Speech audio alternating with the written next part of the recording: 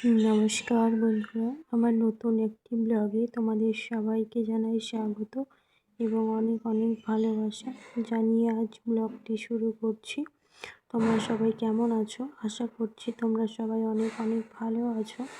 আমরাও খুব ভালো আছি।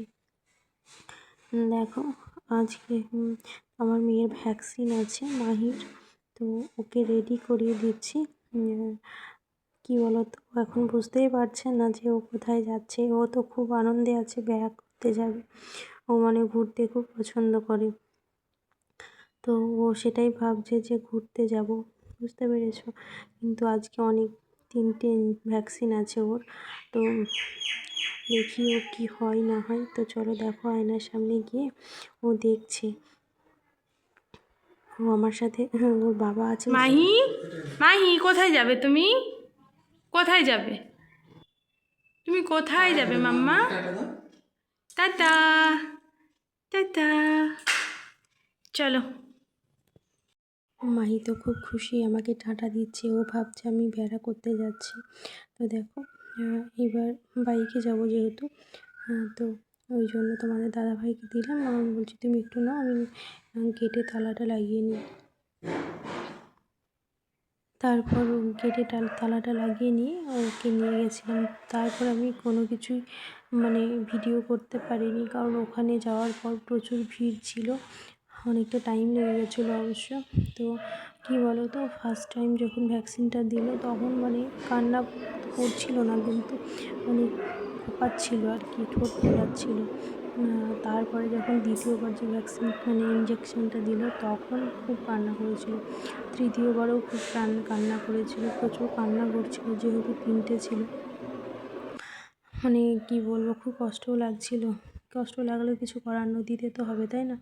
তো এখন আর দিতে হবে না, আবার সেই 5 বছরে এখন অনেকটা দিন গ্যাপ আছে, তো বেশ ভালোই হয়েছে। তো তারপরে দেখো বাড়িতে চলে এসেছি। বাড়ি চলে এসে অনেকক্ষণ পর, এটা বিকেলের দিকে, আমি ঘরগুলো সব ঠিক করে নিচ্ছি, কারণ আজকে যেহেতু মাহি একটু কান্না করছে, ওর জন্য কোনো কিছুই করতে পারিনি। আর সবসময় নিতে হচ্ছে ওর বাবার কাছে আর আমার কাছে, তাছাড়া তো বাড়িতে কেউ নেই। আমরা দুজনেই নিচ্ছিলাম আর কি। আর মোর কাছে তো এমনিতেই যেতে চায় না, আর আজকে তো যাচ্ছেই না।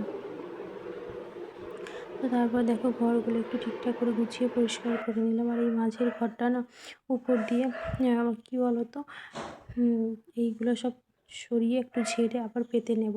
মানে আমি প্রত্যেক দিন করি না, হয়তো মাঝে সাঝে এগুলো করি, না হলে একটু ঝাড়ু দিই না। আর একটা ঝাড়ুর মতোই একটা কিছু আছে, ওইটা দিয়ে একটু ভালো করে পরিষ্কার করে দিই। তো যাই হোক, দেখো একটু ঠিকঠাক করে রাখলে পরে না দেখতে আমাদের সবারই ভালো লাগে, তাই না বলো তো? আর যেহেতু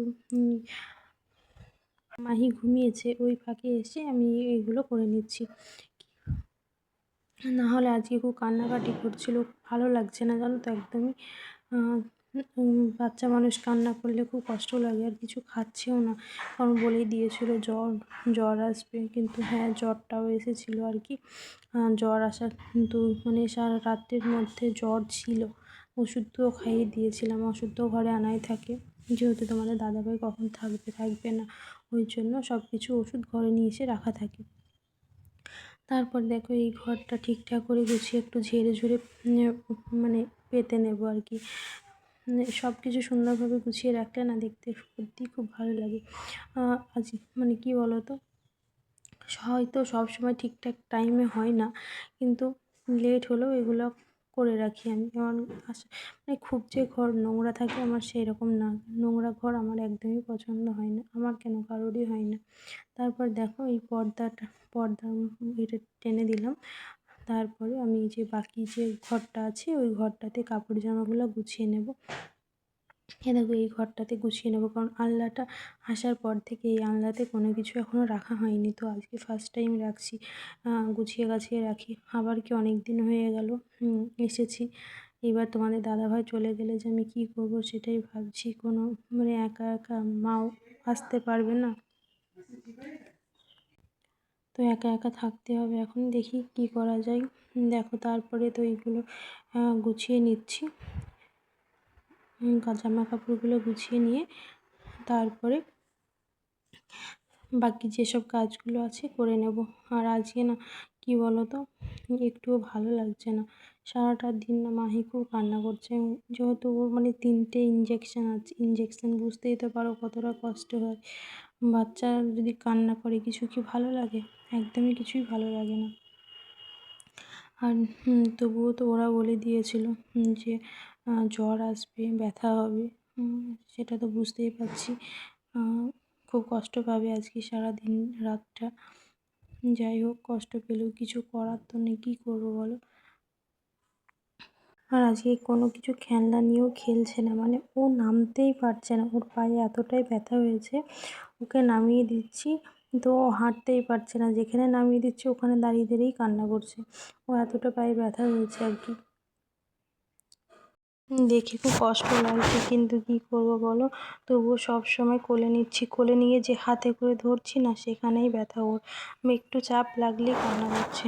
মানে এই ধরার মতো জায়গাও খুঁজে পাচ্ছি না, কারণ 2 পায়ে আর একটা হাতে দিয়েছে। আর বাচ্চাদের তো একটু ব্যথা হবেই, তাই না বলো? আমরা বড় মানুষেরই মানে ব্যথা হলে কত কষ্ট হয়, কিন্তু আমরা তো সহ্য করতে পারি, কিন্তু ওরা তো কিছুই করতে পারছে না। খুব কষ্ট পেয়েছে জানো। আর ছোটো থেকেই আমার এই মেয়েটা এত কষ্টের মধ্যে দিয়ে বড় হয়েছে, কি বলবো। তো দেখো, যাই হোক, আমি তোমাদের সাথে কথা বলতে বলতে ঘরগুলো পুরো গুছিয়ে তো নিয়েছি। তো তারপরে দেখো, তোমাদের দাদাভাই চপ নিয়ে এসেছিলো রাতের দিকে। তো চপটা এখন সবাই মিলে খেয়ে নিই। তো চলো, ভিডিওটা এখানেই শেষ করছি।